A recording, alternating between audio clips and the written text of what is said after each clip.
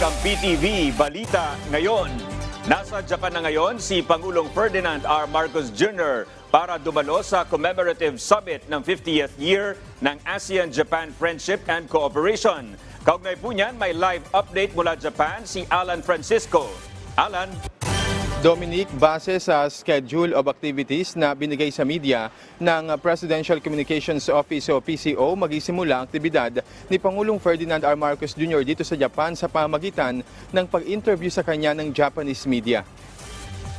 Kagabi, Dominic, dumating si Pangulong Ferdinand R. Marcos Jr. kasama si First Lady Liza Marcos at ang Philippine delegation. Dadalo ang Pangulo sa ASEAN-Japan Commemorative Summit. After ng interview, susundan yan ng dinner na hosted by Japanese Prime Minister Fumio Kishida sa Akasaka Palace. Sa December 17 Sunday, ang mismong simula ng ASEAN-Japan Commemorative Summit. Sisimulan din ang plenary session kung saan re-reviewin ang relasyon ng ASEAN at Japan sa usapin ng peace and stability. Gayon din ang pagtalakay sa pagtutulungan sa pagpapaunlad ng ekonomiya. Inaasahan, Dominic, na bandang hapon ang pag-deliver ni President Marcos ng keynote speech sa Creative at Sustainable Economy. May summit meeting din at exchange of signed agreement sa pagitan ni President Marcos at Japanese Prime Minister Fumio Kishida. May gala dinner din. Sa Lunes, December 18 ay may iba pang mga pulong si Pangulong Marcos. May round table meeting din. Susundan yan ng kapihan with media at ang event sa Imperial Palace kung saan audience with Japanese Emperor Naruhito at Empress Masako. Gabi na babalik dyan sa Pilipinas si Pangulong Marcos. So far, yan yung schedule ni Pangulong Marcos habang andito sa Japan. Live mula rito sa Tokyo, ako sa Alan Francisco para sa Bayan.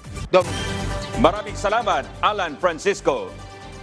Nanindigan si South Cotabato Governor Reynaldo Jun Tamayo Jr. na siya pa rin ang lehitimong pinuno ng Partido Federal ng Pilipinas, ang political party ni Pangulong Ferdinand R. Marcos Jr.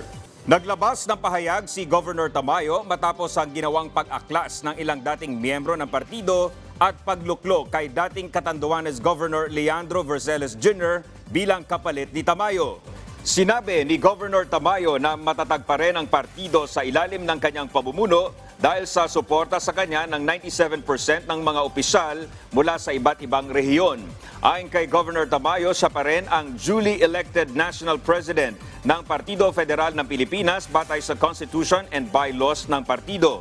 Dagdag pa ni Tamayo, kilala silang kaalyado ni dating Executive Secretary Vic Rodriguez na nasibak dahil sa pagiging inactive sa partido, bunsod umano ng pagkadismaya nila matapos na hindi makakuha ng appointment sa Marcos administration. Ayon pa kay Tamayo, ang pagtanggal sa mga nag-aklas na miyembro ay batay sa isang resolusyon noong June 2022 kung saan kasama sila sa pumirma para bigyang basbas si Tamayo na ireorganisa ang partido at gawing dominant majority party sa Pilipinas. Habang hinihintay ang formal na reklamo ng nag-aklas na grupo sa Commission on Elections, kumpiyansa si Tamayo na lehitimo ang kanyang liderato kasama ang National Chairman na si Pangulong Marcos dahil naisumite nila ang kaukulang dokumento sa COMELEC. Dahil sa ginawang pag-aklas ng grupo, panahon na ayon kay Governor Tamayo na mag-appoint ng mga bagong miyembro ng partido sa mga nabakanteng posisyon. Handa na ang lahat para sa opening ceremonies ng Batang Pinoy at Philippine National Games. Mapapanood ang pagbubukas ng parehong taunang sporting events bukas, araw ng Linggo, simula alas 4 ng hapon mula sa Rizal Memorial Center sa Maynila, live and exclusive sa PTV. Ang Batang Pinoy at Philippine National Games ay idaraos mula December 17 hanggang 22 sa iba't ibang venues sa Metro Manila. At yan ang mga balita sa oras na ito. Para sa iba pang updates, i-like at i-follow kami sa aming mga social media account. Ako po si Dominic Almelor. Magandang hapon.